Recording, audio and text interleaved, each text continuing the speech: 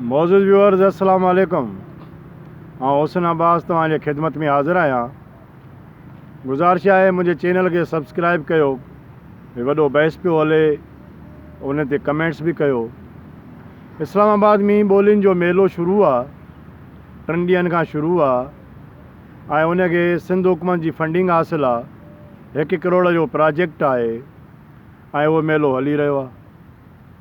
आउं 5 सालनि खां इन मेले खे कवर करे रहियो आहियां ऐं मूं 5 ई सालनि में ॾिठो आहे त इन मेले वारनि इंडस कल्चरल फोरम ही मेलो लॻाईंदो आहे। ही इंडस कल्चरल फोरम वारा सिगा मां निकितल हिकिड़ो दोस्तनि जो टोलो आहे।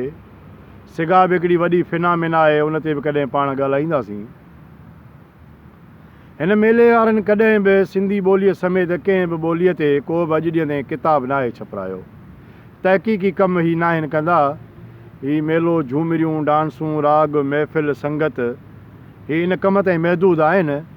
1 करोड़ जे प्रोजेक्ट सां ही मेलो जेको आहे सो हली रहियो आहे। सिंध में, हूअं बि सॼी दुनिया में, पर सिंध में ॾाढकी, बागड़ी, मारवाड़ी, गुजराती इहे ॿोलियूं मरी रहियूं आहिनि, पर कॾहिं बि हिन मेले जे मुंतज़मीन इंडस कल्चरल फोरम कॾहिं बि उन्हनि ॿोलियुनि ते कमु नाहे कयो। थोरो पाण पोइते वञूं था। ही 1970 जी ॻाल्हि आहे, जॾहिं जमायत इस्लामी जहिड़ी रुजत परस्त तंज़ीम आहे, उन जा हमख्याल सिंध में सिंधी ॿोलीअ ख़िलाफ़ु नफ़रतुनि जा ॿिज छटे रहिया हुआ। तॾहिं बज़्म सूफ़िया जे क़यादत में सिंध में बि सिंधी ॿोलीअ जे तहफ़ुज़ जे लाइ तहरीक हली हुई। सिंध जे माण्हुनि जो पीपल्स पार्टी जे हुकूमत ते शदीद दबाव हो त सिंधी ॿोलीअ खे सूबे में सरकारी ॿोली करार ॾिनो वञे। उन जे लाइ असेंबलीअ में बिल पास कयो वञे। पीपल्स पार्टीअ बि 7 जुलाई 1972 ते सिंध असेंबलीअ में सिंधी ॿोलीअ खे सूबे जी सरकारी ॿोली करार ॾियण जो बिल पास कयो हो ऐं पोइ उहा ॿोली सरकारी ॿोली नाफ़िज़ थी। उन दौरान जंग अख़बार जेका पुराणी दुश्मन आहे सिंधी माण्हुनि जी, उन रईस अमरोईअ जो शेर फ्रंट पेज ते लॻायो हो त उर्दू का जनाज़ा है ज़रा धूम से निकिले।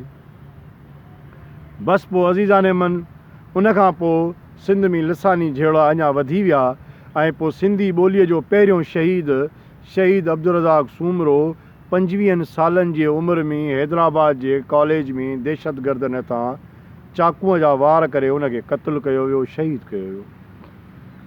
शहीद अब्दुल रज़ाक सूमरो सिंधी ॿोलीअ जो पहिरियों शहीद आहे। 2 भेणुनि जो अकेलो भाउ हो ऐं सॼी सिंध उन ज़माने में वॾे करब में वठी वई, वॾी खूनरेज़ी थी हुई। उन दौरान सिंध अलाइजीअ खे बि साड़ियो वियो हो, जेका शहर जे विच में हुई ऐं पोइ सिंध अलाइजीअ खे जॾहिं साड़ियो वियो, उन में नवादरात पियल हुया, सकाफ़ती कल्चरल शयूं साड़ियूं वियूं हुयूं। पोइ भुट्टे साहब हिकु ख़त लिखियो हो त जंहिं क़ौम जे कल्चर सकाफ़त खे साड़ियो वञे ऐं उन जी ॿोलीअ सां दुश्मनी कई वञे त सम्झिजो उहा क़ौम मरण वारी आहे। उहो ख़त अॼु बि सिंध अलाइजी में मौजूदु आहे ऐं पाण वरी उन ते बि ॻाल्हायूं था, पर थोरो पाण जाइज़ो था वठूं तक़ाबली। उन दौरान 18 जून 1972 ते हैदर मंज़िल कराची में जीअं सिंध महाज़ जो बुनियादु पियो। इहो सभु ॿोली जहिड़नि जे उन में तनाज़ुर में वजूदु पियो। हैदर मंज़िल ते उहा हैदर मंज़िल अॼु विकिरो थी वई आहे। जलाल महमूद शाह ग़रीब थी वियो आहे, उन बिल्डरनि खे खपाए ॾिनी, उन मां पंहिंजो पेट गुज़र करे रहियो आहे। पेट जा बि त वॾा मसाला आहिनि, छा कजे।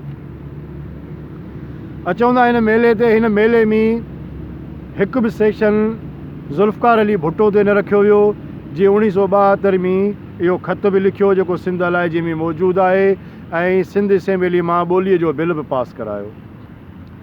ज़ुल्फ़कार अली भुट्टे जो पोर्ट्रेट हुजे हा, उन ख़त खे हिते खणी अचनि हा, नुमाइश में रखनि हा, जेको हिननि न कयो। शहीद अब्दुल रज़ाक सूमरे ते ई ॻाल्हाइनि हा, उन ते सेशन थिया। शहीद अब्दुल रज़ाक सूमरे जो पोर्ट्रेट, उन जो किताबु छपिराइनि हा। ॿोलीअ जो पहिरियों शहीद आहे। शहीद खे हिननि विसारे छॾियो या वरी ज़्यादती थी कई वई। साईं GM साहिब ते ॻाल्हाईंदे त हिननि जा पर सड़नि था, ठीकु आहे, नथा ॻाल्हाए सघजनि, पर तव्हां सिंधी ॿोलीअ ते जिन कमु कयो आहे, साईं सिराज मेमन साहिबु उन ज़माने में हिलाले पाकिस्तान अख़बार में इन ॿोलीअ जे झेड़नि जी चकर में जेको आहे सो साम्हूं आई। सिराज मेमन साहिबु उन ॿोलीअ उन अख़बार जी सरबराही कई उन ते सेशन थिया उन ते बि न कयो हुयो। ईअं ई मूं वटि कुझु शयूं आहिनि मिसाल सर बार्टेल फेरियर आहे, अंग्रेज़ हुयो, उन यार असांखे ॿोली ॾेई वियो।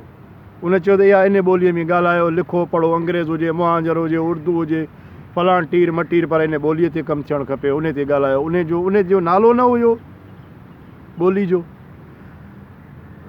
डॉक्टर अलहदाद बोयो साहिबु आहे, ग़ुलाम अली अलाना आहे, नबी बख़्श बलोच साहिबु आहे, पर उन्हनि जो हिते ज़िक्र ई न कयो वियो। सरकारी सहाफ़ीअ जो कहिड़ो कमु आहे लसानियत ते ॻाल्हाइण जो, हू त ख़बर ते ॻाल्हाए।